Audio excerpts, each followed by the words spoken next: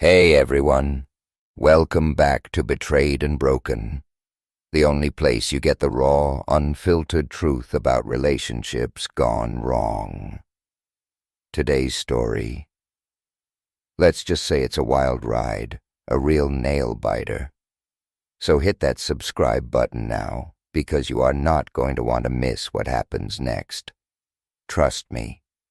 This one's called Secrets in the City That Never Sleeps, and it's about to keep you up all night. David, at 43, figured he'd finally hit the jackpot. Marrying Olivia was like winning the lottery twice. 25, a knockout, and smart as a whip.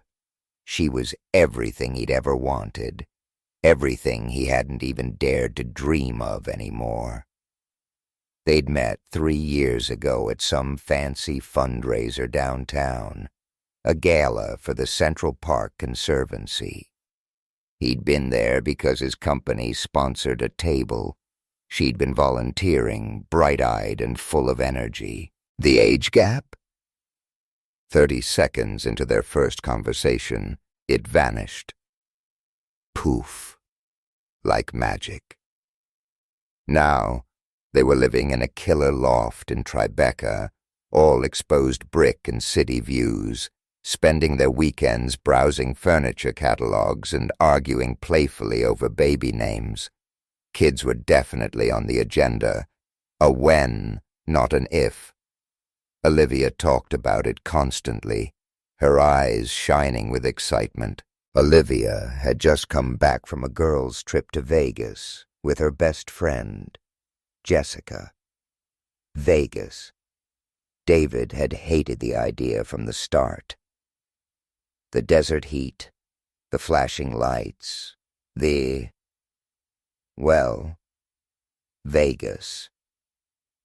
But Olivia had insisted, said she needed a break, a chance to let loose with Jessica. He'd swallowed his reservations, plastered on a smile, and waved her off at JFK, telling himself to trust her. They'd texted constantly, phone calls every night. Everything sounded like poolside cocktails and shopping sprees. Normal. Except when she walked back into the loft, the air shifted. Subtle, almost imperceptible, but there. Like a change in barometric pressure right before a thunderstorm rolls in off the Hudson. They grabbed takeout from their usual spot in Little Italy, sat at the sleek kitchen island, but the easy laughter, the comfortable silence, it was all different, strained. David felt it in his gut, a low-grade hum of unease that vibrated under his skin. He tried to ignore it, chalk it up to her being tired from traveling, but it wouldn't go away. Later in their bedroom, helping Olivia unpack, the unease turned into a full-blown alarm. He was just putting away a silk scarf, the one she'd worn on their first date, when he saw it. Tucked deep in the side pocket of her designer suitcase, beneath a tangle of lingerie and a pair of strappy sandals, a plastic blister pack, half empty. He picked it up, his fingers suddenly clumsy, turned it over. His eyes snagged on the tiny print, the generic name, the dosage. Birth control pills. Birth control pills. The words echoed in his mind, cold and sharp. His heart hammered against his ribs, a frantic drumbeat against the sudden silence in the room. Olivia, who spent hours poring over parenting blogs, who'd already picked out names for twins, a boy and a girl, who'd redesigned their spare room into a Pinterest-perfect nursery in her head. Birth control pills? He felt a wave of nausea, cold sweat prickling his palms. He grabbed his phone, his fingers trembling as he typed the medication name into Google. Confirmation. Birth control. Definitely. His mind went into overdrive, a chaotic scramble of questions, accusations, and disbelief. Why? Why would she hide this? They were supposed to be partners, open, honest. Hadn't they talked about everything? Or had he been living in some kind of carefully constructed fantasy? The loft suddenly felt smaller, the city views mocking him with their vast indifference. Love? Yeah, he loved her. Deeply, he loved. But trust? That felt like it was fracturing. Hairline cracks spider-webbing across the surface, threatening to shatter everything. Days bled into a week, each hour stretching out, thick with unspoken tension. David moved through their life like a ghost, going through the motions. But inside, he was a churning vortex of suspicion and hurt. He watched Olivia, searching for clues, for some sign, some flicker of guilt in her eyes. She seemed normal, maybe a little quieter, a little more distant, but maybe he was just imagining it. Maybe he was losing his mind. The pill pack was still in his sock drawer, a silent, damning piece of evidence he couldn't bring himself to confront her with. Not yet. Fear held him back, fear of what he might hear, fear of what it might mean. One evening, the tension became unbearable, a physical weight pressing down on him. Olivia was curled up on their velvet couch, scrolling through her phone, the city lights painting streaks of color across her face. He knew he couldn't keep it in any longer. He sat down beside her, the plush cushions sinking beneath his weight. He took a breath, deep and shaky, trying to sound casual, like this was just another Tuesday night conversation. "Hey," he started, his voice a little too tight. "You know how much I want to have kids, right?" Olivia looked up, her brow furrowed in confusion. "Of course, David. We talk about it all the time. What's this about?" Her smile was warm, genuine, or at least it seemed that way. He couldn't read her anymore. He reached into his pocket, his hand trembling slightly, and placed the pill pack on the glass coffee table between them. "This." Olivia's eyes dropped to the pills and the color drained from her face. Her smile vanished, replaced by a look of panic. She stared at the pack like it was a venomous spider that had just crawled out of her suitcase. Then back at David, her eyes wide, darting, searching his face. "Oh," she stammered, her voice barely a whisper. I don't know. These aren't mine." David's stomach clenched. "Not yours?" "No," she insisted a little too quickly. Maybe they're Jessica's." David frowned, the knot in his stomach twisting tighter. Jessica. The friend who was supposedly just as eager to start a family with her fiancé, Mark. Jessica? But she wants kids too. Why would she be taking birth control? Olivia hesitated again, her eyes flickering away, her fingers fidgeting with the edge of the couch cushion. She was clearly flustered, caught off guard. "I'm not sure," she mumbled. Maybe she's not ready yet. Maybe she didn't tell me everything." Her voice lacked conviction, even to her own ears. David could tell. It sounded like a flimsy excuse, a desperate attempt to deflect. "Are you really sure?" he pressed, his voice low, dangerous. The doubts he'd been trying to push down, to ignore, were surging up now, a tidal wave of suspicion threatening to drown him. He needed the truth. He deserved the truth. Without another word, Olivia snatched her phone, her fingers flying across the screen. She dialed Jessica, put it on speakerphone with a trembling hand. David watched her, every twitch of her lip, every nervous blink. Part of him wanted to believe her, to cling to the hope that this was all just a misunderstanding, a stupid mistake.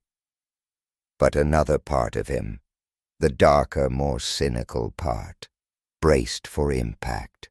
"Hey, Jess, it's me!" Olivia's voice was too bright, too forced, like a cheap imitation of her usual cheerful tone. "Listen, quick question. Did you leave your pills in my suitcase?" She attempted a laugh, but it sounded brittle, strained. A light, airy laugh, instantly recognizable as Jessica's, floated from the phone speaker. "Oh my God, Liv, you found those?" "Yeah, I must have. Total Vegas brain fog.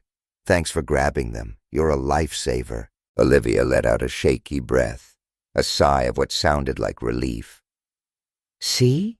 she said to David, turning to him with a forced, triumphant smile. "Just a mix-up, totally innocent." But David wasn't buying it. Something still felt wrong, deeply, fundamentally wrong. Why is she laughing? He thought, his mind racing. Why is she so casual about this? Birth control pills are kind of a big deal, right? It didn't add up. It felt staged, too perfect. He started replaying conversations in his head, fragments of past interactions with Jessica that he'd dismissed at the time, now suddenly sharp and clear, tinged with a new, unsettling meaning. Jessica's constant urging for Olivia to go out. Girls' nights are essential, Liv. You can't just be a homebody all the time. Jessica's relentless suggestions of trendy new bars, exclusive clubs. You guys are still young. You gotta live a little. Even after Olivia had started talking excitedly about designing a nursery, Jessica would roll her eyes and say things like, "Babies? Seriously? Aren't you guys, just getting started?" Jessica, always carefree, always single, always making little digs about David's age, couched in jokes, but still there. "Liv, honey, you're robbing the cradle a little, aren't you?" She'd laugh, winking at David, a little too much lingering eye contact. Days turned into weeks, and David's unease grew, festering like an infected wound. Jessica's casual, dismissive laughter echoed in his ears, a constant, grating reminder of the phone call, of Olivia's too quick relief. He found himself watching Jessica whenever she was around, studying her, trying to decipher her true intentions. He noticed things he'd never seen before. The way Jessica's eyes lingered on him just a fraction too long. The subtle digs disguised as jokes. The way she always seemed to steer conversations away from Olivia and David's future plans. Always back to the present, to fun, to freedom. One night after Olivia had fallen asleep, her breathing soft and even beside him, David couldn't sleep. He slipped out of bed, walked over to the floor-to-ceiling windows, stared out at the glittering cityscape spread out before him.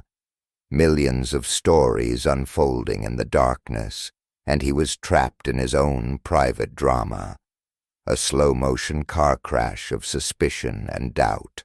He poured himself a glass of scotch, neat, and sat down heavily in a leather armchair, the city lights reflecting in the amber liquid. Could she really be trying to sabotage us? He thought, the idea taking root, cold and terrifying. It seemed insane, paranoid, but the pieces were starting to fit together, forming a disturbing picture he couldn't ignore. Jessica, the best friend, the confidant, the one Olivia trusted implicitly. Could she be the one pulling the strings, orchestrating this subtle, insidious game? The next morning, the thought was a lead weight in his gut. He couldn't keep it to himself any longer. He needed to talk to Olivia, really talk to her, even if it meant shattering the fragile peace they'd managed to construct. He found her in the kitchen, making coffee, her back to him, her shoulders tense. "Olivia," he started, his voice quiet but firm. She turned, her eyes wary. "What?" David took a deep breath. Are you absolutely sure about Jessica?" Olivia frowned, confused. "Sure about what? She's my best friend." "I know," David said, his voice softening slightly. "But I don't know, something just feels off. About her, about everything." Olivia's brow furrowed deeper. "What are you talking about?" David hesitated, then plunged in. "Those pills, Olivia. Jessica's pills. It doesn't make sense. She wants kids, right? Why would she be on birth control, and why was she so casual about it on the phone?"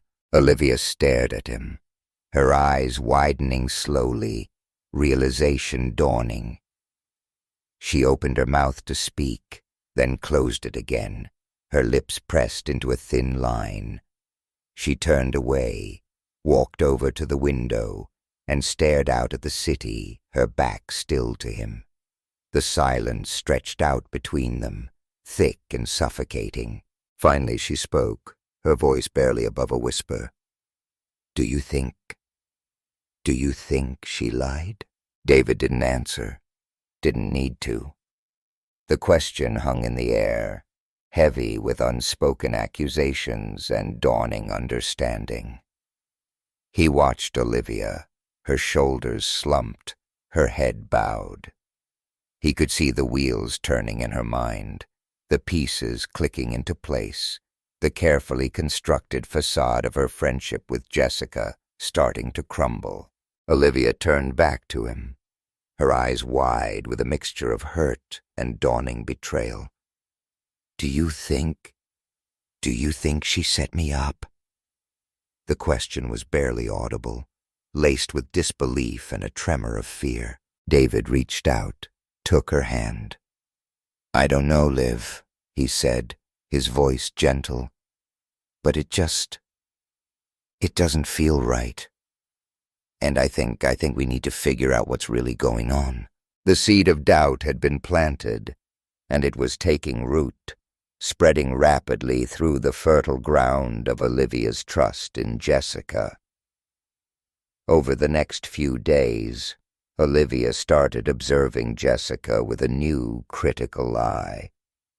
She listened more carefully to her words, watched her body language, paid attention to the subtle nuances she'd always overlooked.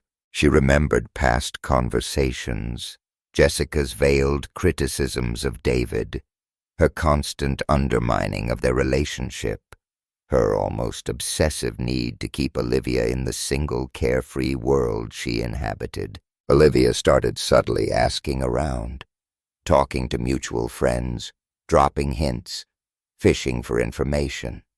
And slowly, painstakingly, the truth began to emerge, like fragments of a shattered mirror piecing themselves back together, revealing a distorted, ugly reflection.